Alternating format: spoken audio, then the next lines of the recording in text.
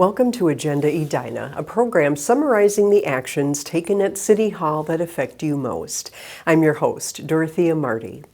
Edina's parks are for everyone, but when large gatherings or other disturbances create safety concerns or interfere with other people's ability to enjoy a park, the city needs to have the tools and resources to respond. Following recent incidents, the city is taking a three-part approach focused on enforcement, engagement, and policy. First, enforcement. The Edina Police Department has increased its presence in parks during peak evening hours and is using additional officers, police cadets, and reserve officers to provide greater visibility. Police are also using intelligence-led policing and mobile cameras to identify patterns, respond proactively, and deploy resources where they are needed most. At its meeting earlier this month, the City Council approved a joint powers agreement for the Edina Police Department to join the BCA's Violent Crime Reduction Unit. One of the things that's helpful for us is when we get into task force environments, and so I refer to those as force multipliers. And the BCA had stood up a violent crime reduction unit a few years back to really start to deal with the influx of gun violence across the region. So day in and day out, that task force, again, focuses on that proactive work and is really resourceful and strategic in going after the most violent or most prolific offenders that exist. And we think that's key for our community. We're at that point. We, of course, have taken our recent high-profile cases very seriously, and we are very much intentional in applying the right resources to help solve these crimes and really reduce these events from happening in the future. Second, engagement.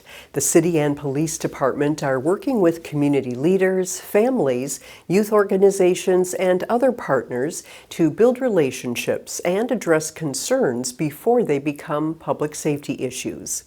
That includes creating more opportunities for young people to participate in positive, structured activities and increasing staff and police presence in parks and at community events. And third, policy. The City Council is considering changes to the city's park ordinance that would give the city additional tools to manage large gatherings and organized activities. The city is also evaluating additional policy options related to public safety and firearms in parks and other public spaces. Addressing these issues will require more than one solution. The city is reviewing enforcement, engagement, and policy options at the local, regional, and state levels.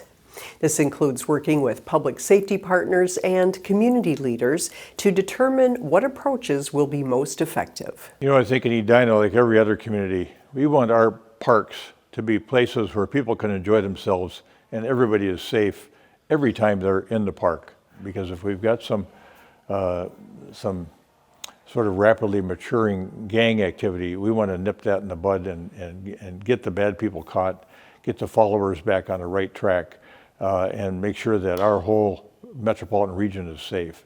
And if we're in this together, it enhances our police power and gives us the ability to really help each other out. And that's so Minnesotan, I think, really helping each other out. In 1976, it was the talk of the town.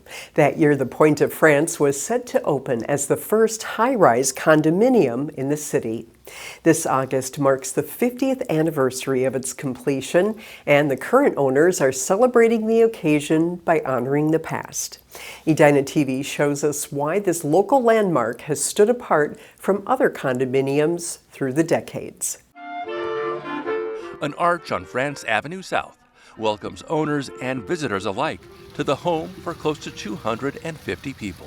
Near the shores of a private pond, neighbors gather for Night to Unite and to celebrate a milestone. We're grateful that this year we also can celebrate the 50th anniversary of the Point of France. Give it an applause!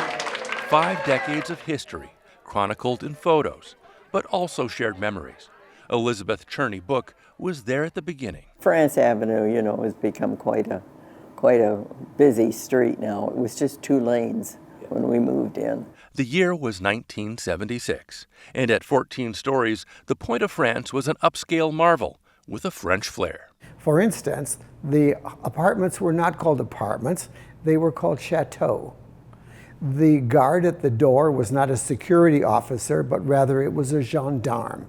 Displays in the updated lobby capture a time when the middle class was growing and both working professionals and retirees wanted a carefree lifestyle. No yard keep-up, no maintenance, a lot less maintenance, and of course that was nice for our situation. So it was certainly an easier lifestyle. Well, now we're going down to the ground level, which is our patio level. The amenities list is a long one and includes a library, a play area for children, a hobby room, workout space, guest rooms, a billiard room that retains its original charm, and a lot more. Managing it all through 50 years has been a board of directors. We think we have a unique story because we are, as far as we know, the longest self-managed organization. In other words, we do not have a hired management company to run Pointe-à-France. A board that decided living at Pointe-à-France would be open to those 55 or older. I love that, people are very friendly. I have developed wonderful friendships here. Strong relationships and a location that continues to amaze. We came and the real estate opened the door for our condo, and the windows were like this, It was just breathtaking for me. Beautiful design, and I look at that space and I say, gee, I can have everybody in my family here for parties.